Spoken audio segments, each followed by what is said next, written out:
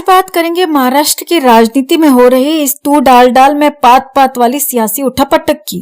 अरे भाई, महाराष्ट्र में मुख्यमंत्री का नाम तो 12 दिन के बाद ऐलान हुआ, लेकिन ऐसा लग रहा है जैसे महाभारत का चीरहरण हो रहा हो। तो जनाब देवेंद्र फडणवीस बने सीएम और इसी के साथ हमारे प्यारे एकनाथ शिंदे जी की राजनीति के सूरज को मध्य रात्रि में ही ग्रहण लग गया है। तो देवेंद्र फडणवीस की ताजपोशी, मोदी का मास्टर स्ट्रोक या शिंदे का सियासी झटका। अब भाई साहब, बीजेपी का ये पर्ची सिस्टम तो बड़ा गजब है। एक तरफ सारे नाम चले, विनोद तावड़े, चंद्रकांत पाटिल, पंकजा मुंडे, और दूसरी तरफ फडणवीस जी के नाम की पर्ची निकली। अब ये पर्ची सिस्टम ऐसा सिस्टम है कि सारे मुख्यमंत्री बनने के सपने देखने वाले नेताओं के होश उड़ जाते हैं। बेचारी पंकजा मुंडे, जिनकी मुख्यमंत्री बनने की दिल की दुकान थी, वो तो इसी पर्ची को देखकर ऐसा फील कर रही होंगी जैसे स्विगी का डिलीवरी बॉय गलत ऑर्डर दे गया हो। लेकिन पंकजा जी ने फिर भी बड़े दिल से कहा, हाँ, मैं फडणवीस जी को समर्थन करती हूँ, जबकि मन में सोच रही होंगी ये क्या चिल्लर पॉलिटिक्स हो गई। अब आते हैं असली सवाल पर, शिंदे भाई साहब का आगे क्या होगा। तो देखिए, अभी तक तो शिंदे जी वर्किंग सीएम थे, लेकिन कल डिप्टी सीएम बनने की बात आ गई है। और डिप्टी सीएम का पद भाई साहब संवैधानिक गरिमा तो है नहीं, ये तो बस राजनीतिक पेन किलर है। मतलब शिंदे जी कल तक जो बॉस थे, अब फडणवीस जी के सबऑर्डिनेट बनकर उनके आगे पीछे घूमेंगे।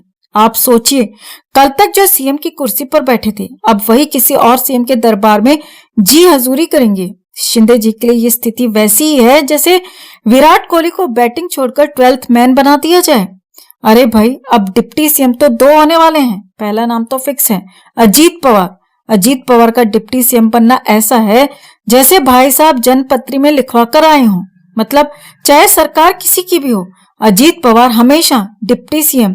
दूसरे डिप्टी सीएम कौन होंगे ये तो वक्त ही बताएगा, लेकिन हमें लगता है कि शिंदे जी को खुद को इस स्थिति से बाहर निकालने के लिए कोई मास्टर स्ट्रोक खेलना पड़ेगा।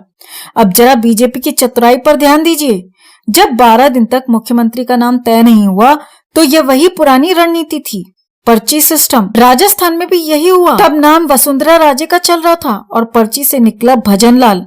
महाराष्ट्र में नाम विनोद तावड़े, पंकजा मुंडे और चंद्रकांत पाटिल का चल रहा था, लेकिन पर्ची से निकल आए देवेंद्र फडणवीस। अब शिवसेना की हालत पर बात करें, भाई साहब कल तक शिंदे जी जो सीएम की कुर्सी पर बैठे थे, अब डिप्टी सीएम बनने पर विचार कर रहे हैं। और अगर वो डिप्टी सीएम बनते हैं तो शिवसेना का भविष्य क्या होगा।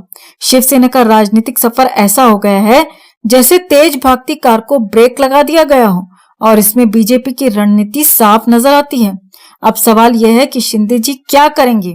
तो पहला विकल्प, वो डिप्टी सीएम बनकर अपनी पार्टी को और कमजोर करेंगे। दूसरा विकल्प, गृह मंत्रालय लेकर अपनी ताकत बढ़ाने की कोशिश करेंगे।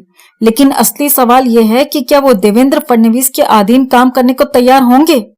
महाराष्ट्र की राजनीति में ये चक्रव्यूह कब खत्म होगा ये कहना मुश्किल है दोस्तों, लेकिन एक बात तो तय है, देवेंद्र फडणवीस को सीएम बनाकर बीजेपी ने शिंदे की पार्टी और शिवसेना को काफी कमजोर कर दिया है। तो दोस्तों, ये था महाराष्ट्र का सियासी ड्रामा। और ज्यादा खबरों के लिए हमारे साथ जुड़े रहें और वीडियो को ज्यादा से ज्यादा लाइक और शेयर कर अपना प्यार और सपोर्ट भी जरूर दिखाएं।